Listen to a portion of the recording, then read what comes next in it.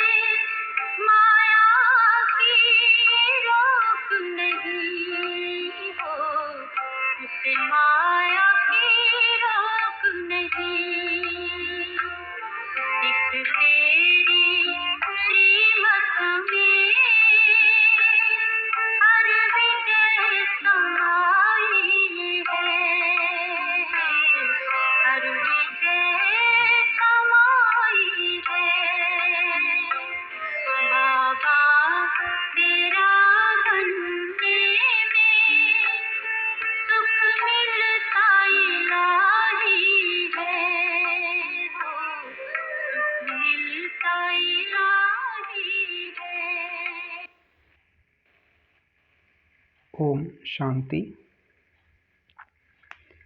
आज 9 दिसंबर के बाबा के महावाक्य सुनते हैं।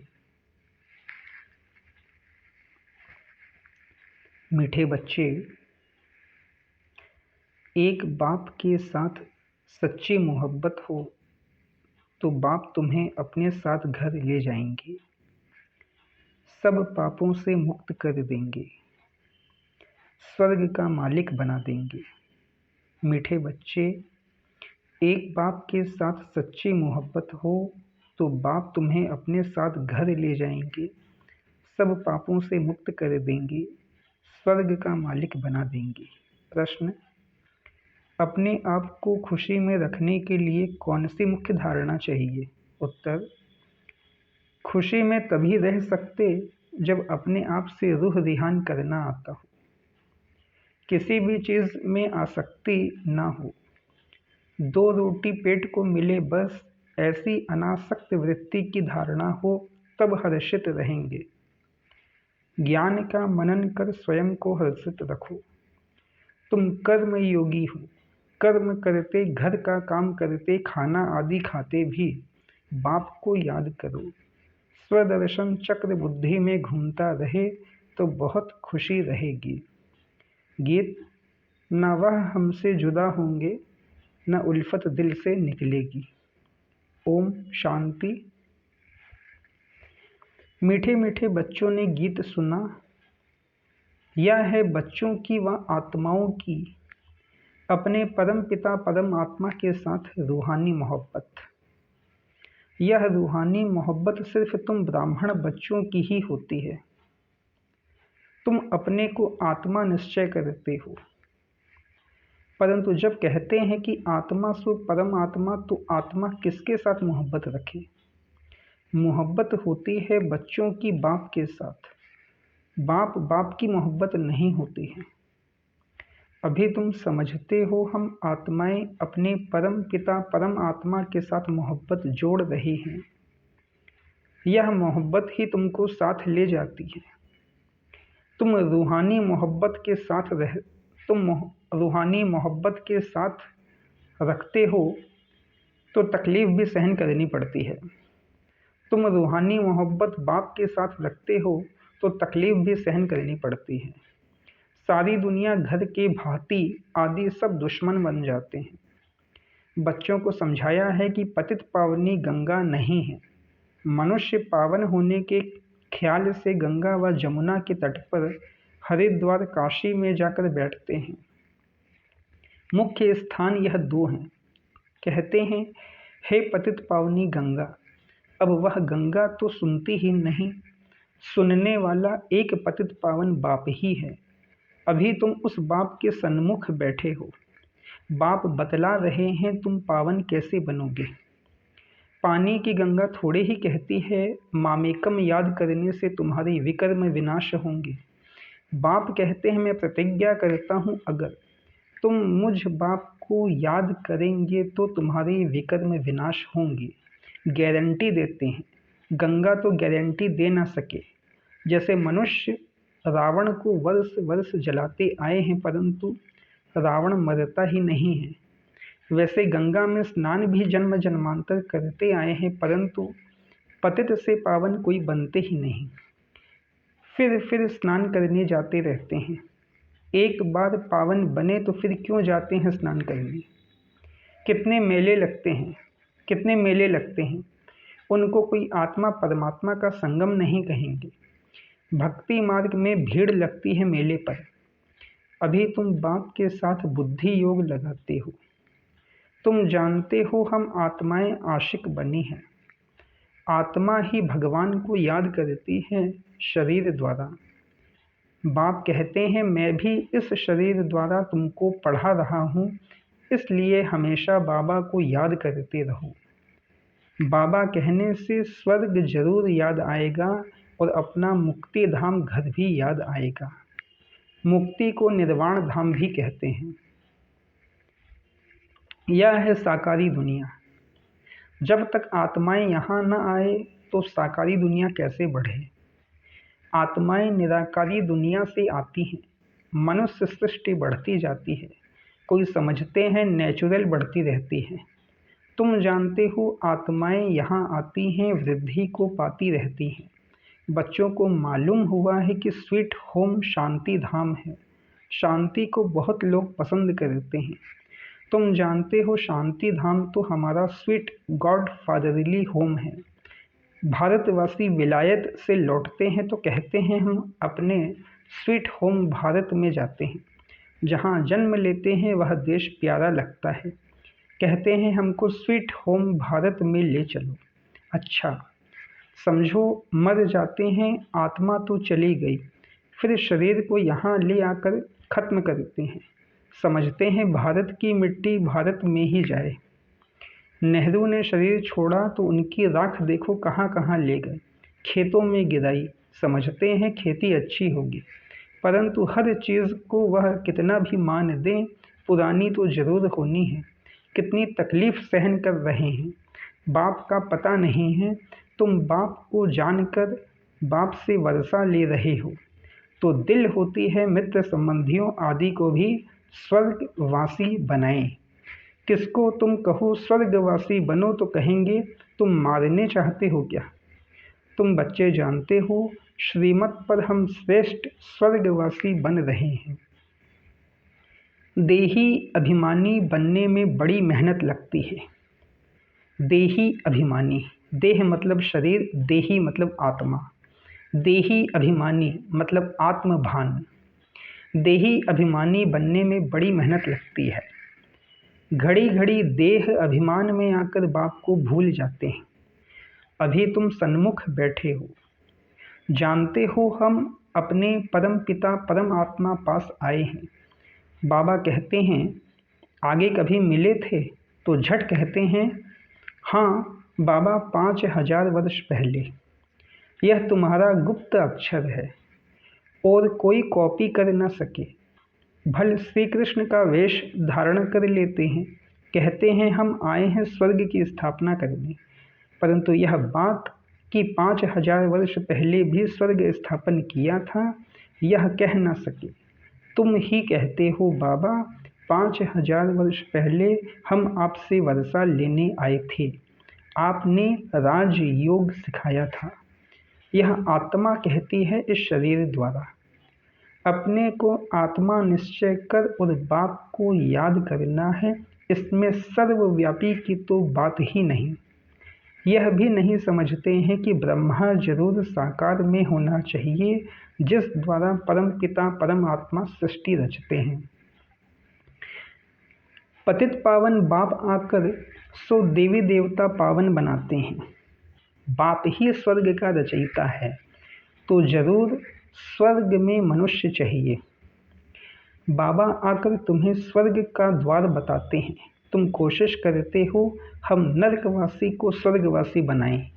कोई बड़े आदमी को सीधा कहो तुम पतित नरकवासी हो तो कितना बिगड़ पड़ेंगे। अभी तुम जानते हो हम नरक से निकल स्वर्ग में जा रहे हैं। अभी हम संगमवासी हैं, हम आत्माएं अब जा रही हैं इस शरीर को छोड़ बाबा के साथ बाबा के घर। यह है तुम्हारी रूहानी यात्रा। बाबा की याद में रहना है। समझते हो यह शरीर जहाँ तक रहेगा वहाँ तक यात्रा चालू है। कर्म भी तो करना है। भल खाओ पियो खाना पकाओ, जितना समय मिले बाप को जरूर याद करना है। दफ्तर में बैठते हो, देखो फुर्सत है तो बाबा की याद में बैठ जाओ। बहुत कमाई है, ट्रेन में सफ़र करते हो, उस समय तो कोई काम नहीं रहता है, बैठे हुए बाबा को याद करते रहो। अभी हम बाबा के पास जाते हैं, बाबा परम धाम से हमको लेने लिए आया है।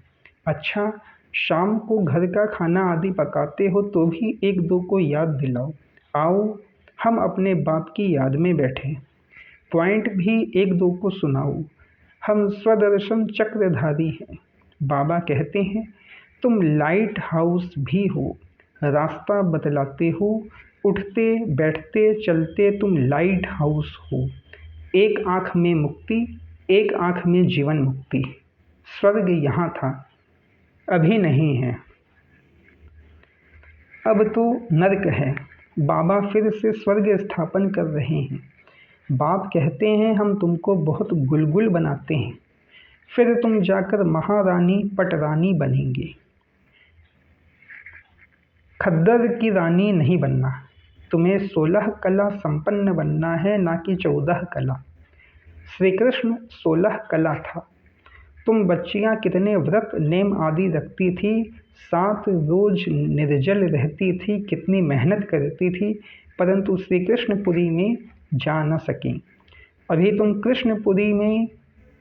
कृष्णपुरी स्वर्ग में प्रैक्टिकल में जाने लिए पुरुषार्थ कर रहे हो। श्री कृष्ण को द्वापर में ले जाने से स्वर्ग का किसको पता नहीं पड़ता है। वास्तव में 7 रोज का अर्थ क्या है सो तुम अभी जानते हो। सिवाय बाप के और कोई याद नहीं करना है। बाकी निर्जल आदि की कोई बात नहीं। बाबा को याद करने से तुम बाबा के पास चले जाएंगे। बाप फिर स्वर्ग में भेज देंगे।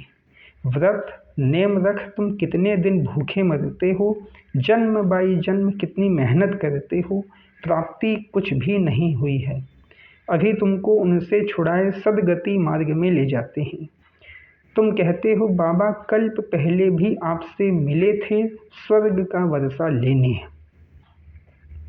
बाप कहते हैं कदम कदम पर राय लेते रहो, सब हिसाब किताब पूछो, बाबा राय देते रहेंगे। भले तुम अपना धंधा धोरी आदि करते रहो, फिर भी बाबा राय देते रहेंगे। देखेंगे या बहुत धंधे में घुस पड़े हैं तो राय देंगे। क्यों इतना माथा मारते हो? कितना समय तुम जिएंगे? पेट तो एक दो रोटी मांगता है, उनसे गरीब भी चलते तो साहूकार भी चलते हैं। साहूकार लोग अच्छी रीति खाते हैं, फिर रोगी भी बनते हैं। भील लोग देखो कितने मजबूत रहते हैं और खाते क्या हैं, कितना काम करते हैं, अपनी कुटिया में वह खुश रहते हैं। तो इस समय तुम्हें और सब आशाएं छोड़ देनी चाहिए। 2 रोटी मिली, पेट भरा, बस बाप को याद करना है। तुम हो रूहानी बच्चे, परम पिता परमात्मा माशूक के आशिक बने हो। जितना बाबा को याद करेंगे उतना विकर्म विनाश होंगे, और जिसको याद करते हो उनसे जाए मिलेंगे। कई चाहते हैं साक्षात्कार हो, यह हो। बाबा कहते हैं घर बैठे भी तुमको हो सकता है। शिव बाबा को याद करने से तुमको वैकुंठ का साक्षात्कार होगा। श्री कृष्णपुरी देखेंगे। यहाँ तो बाबा तुमको वैकुंठ का मालिक बना देते हैं, सिर्फ साक्षात्कार की बात नहीं। मेरे को याद करो क्योंकि मैं आया हूँ तुमको ले जाने। शिव बाबा को याद करना है, वही श्री कृष्णपुरी का मालिक बनाने वाला है। श्री कृष्ण तो नहीं बनाएंगे। शिव बाबा को याद करने से तुमको वैकुंठ की बादशाही मिलती है। अब वह परम धाम से आया हुआ है, जरूर आए हैं तब तो मंदिर यादगार बना है ना। शिव का मंदिर है, शिव जयंती भी मनाते हैं ना। परंतु वह भारत में कैसे आते हैं यह किसको पता नहीं है। श्री कृष्ण के तन में तो नहीं आते। श्री कृष्ण होता ही है सतयुग में। शिव का बड़ा भारी मंदिर है, श्री कृष्ण का इतना बड़ा नहीं है। सोमनाथ का मंदिर कितना बड़ा है। श्री कृष्ण के मंदिर में राधे कृष्ण को बहुत गहने दिखाते हैं। शिव के मंदिर में कभी गहने नहीं देखेंगे। अब वह शिव बाबा तो बड़े महलों में रहता नहीं, रहता है श्री कृष्ण। बाबा कहते हैं मैं महलों में रहता ही नहीं हूँ, परंतु भक्ति मार्ग में कितना बड़ा आलीशान हीरे जवाहरों का मंदिर बनाया है। जिनको शिव बाबा द्वारा स्वर्ग का वर्षा मिला है, उन्होंने उनका मंदिर इतना ऊंच बनाया है। यादगार के लिए कितना बड़ा मंदिर बनाया है, तो वह खुद कितने न साहूकार होंगे। मंदिर बहुत अच्छा बनाते हैं। बॉम्बे में बाबूदी नाथ में शिव का मंदिर है, लक्ष्मी नारायण का माधव बाग में है। बाप कहते हैं हम तुमको स्वर्ग का मालिक बनाते हैं, तो भक्ति मार्ग में तुम कितना भारी मंदिर बनाते हो। और अभी देखो कैसे झोपड़ी में बैठा हूँ। तुम्हारा भी नाम बाला होना है, तुम जानते हो। हमारा फिर मंदिर बनेगा। हमारे बाप शिव के भी बहुत मंदिर है, कमाल है। जिन्होंने सोमनाथ का मंदिर बनाया था वो कितने धनवान होंगे, अभी तो कितना गुप्त हूँ, कोई को पता नहीं। तुम जान गए हो, फिर कैसे शिव बाबा का मंदिर बनाना पड़ेगा। भक्ति मार्ग में आएंगे। मम्मा बाबा जो पहले नंबर में पूज्य बनते हैं, वैकुंठ के मालिक बनते हैं, फिर पहले पहले पुजारी बन मंदिर भी उनको ही बनाना है। तो दिल में कहेंगे ना हम ही पुजारी बन मंदिर बनाएंगे।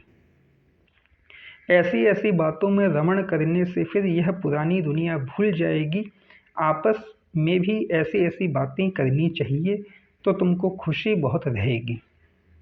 अपने से रूह ध्यान करो। सुप्रीम रूह बैठ तुम्हारी रूह को रिझाते हैं, इस ज्ञान से हर्षित बनाते हैं।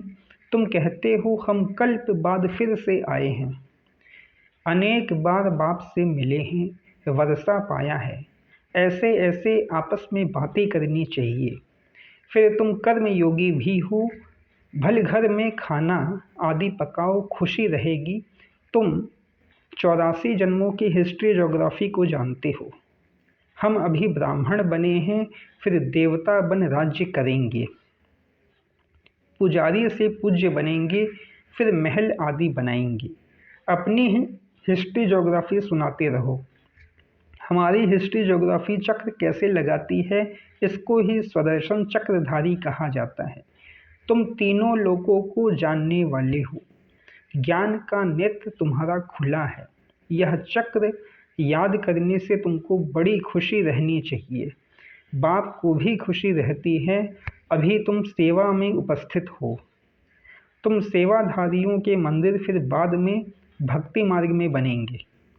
अभी मैं तुम बच्चों की सर्विस में आया हूँ। तुमको स्वर्ग का पूरा वर्षा देने आया हूँ। जितना जो पुरुषार्थ करेंगे उस अनुसार स्वर्ग के मालिक बनेंगे।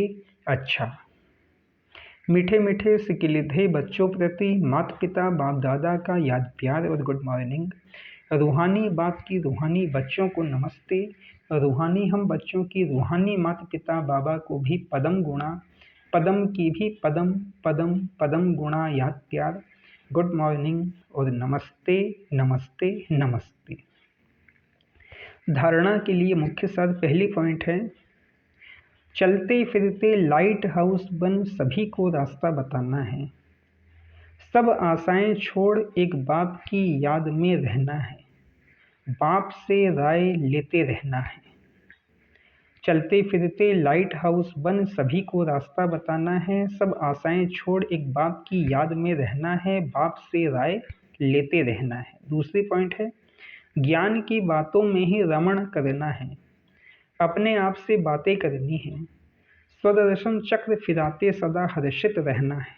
वरदान है, योग की धूप में आंसुओं की टंकी को सुखाकर रोना प्रूफ बनने वाले सुख स्वरूप भव। योग की धूप में आंसुओं की टंकी को सुखाकर रोना प्रूफ बनने वाले सुख स्वरूप भव।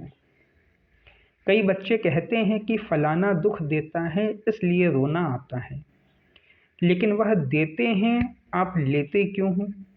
उनका काम है देना, आप लो ही नहीं। परमात्मा के बच्चे कभी रो नहीं सकते। रोना बंद। न आँखों का रोना, न मन का रोना। जहाँ खुशी होगी वहाँ रोना नहीं होगा। खुशी व प्यार के आंसू को रोना नहीं कहा जाता।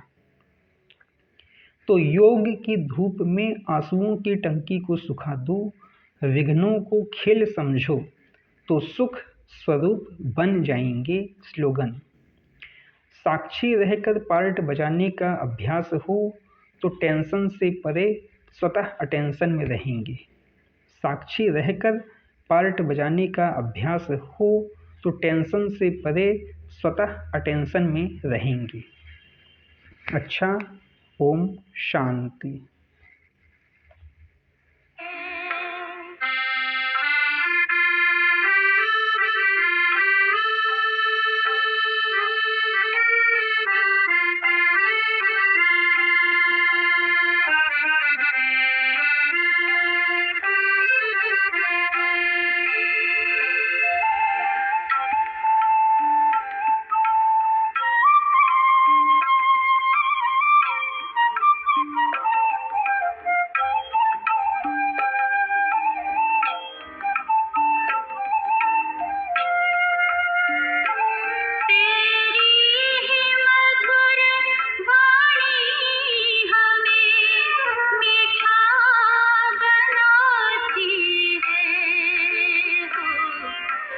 मीठा बनाती